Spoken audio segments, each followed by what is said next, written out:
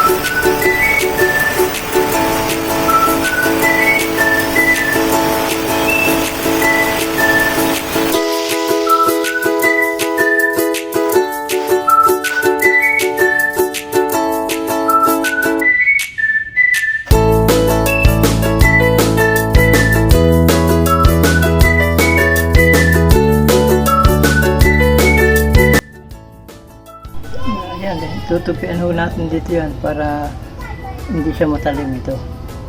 Nakita natin yung guhit nito. Tutupian ko yan. Tutupian ko dito. Saka dito sa kabila. Para hindi siya maganda kasi nakatupi.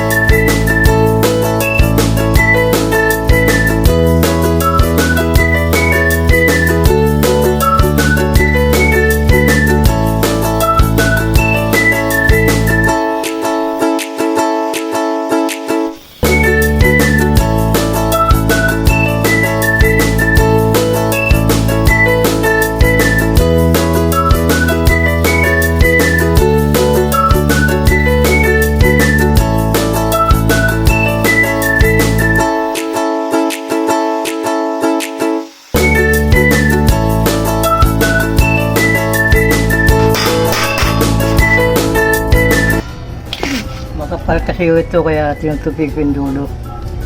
Kasi pag hindi mo tinupi yan, mataling yan eh. Kaya tinutupig ko.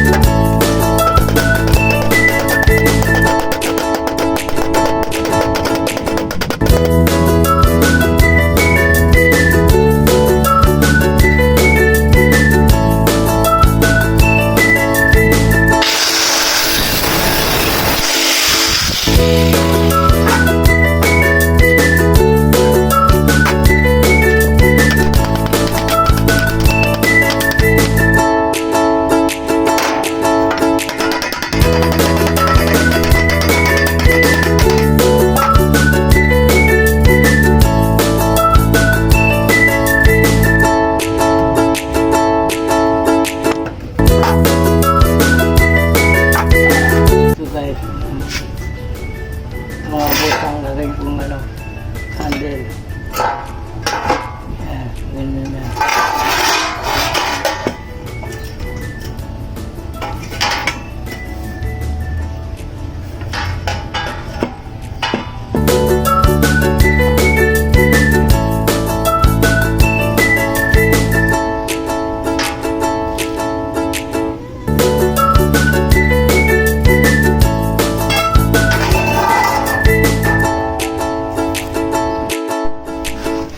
Yun na mga boss. Yan, tapos na. Yan. Simple lang ang pagkakagawa. Yan. Para hindi siya kalawangin, pwede yung pinturahan yan. Yan. Bali, niribit ko lang siya. Yan. At saka tineskro yung pinakahawakan niya. Tineskro ko lang. Para matibay siya. Yan. Kasi yung ilalim niya. Yan. Yan, pwede na kayo mag-DIY sa inyong bahay. Yan, ganyan lang. Yung mga sobra-sobra yung mga yero. Ito yung ginamit ko na ito kasi sumubra ko sa ginawa kong pintuan eh. Makapal kasi ito eh. Yan, makapal yan. 1.2 ang kapal yan eh. Kaya medyo may kabigatan siya. Yan. Pero pwede na. Kasi naman matapon lang ito. Kaya ginawa ko ng daspan. Yung isa eh, sila ko nang gagawin pag ano kasi wala na tayong oras eh. Sige, hanggang dito lang po.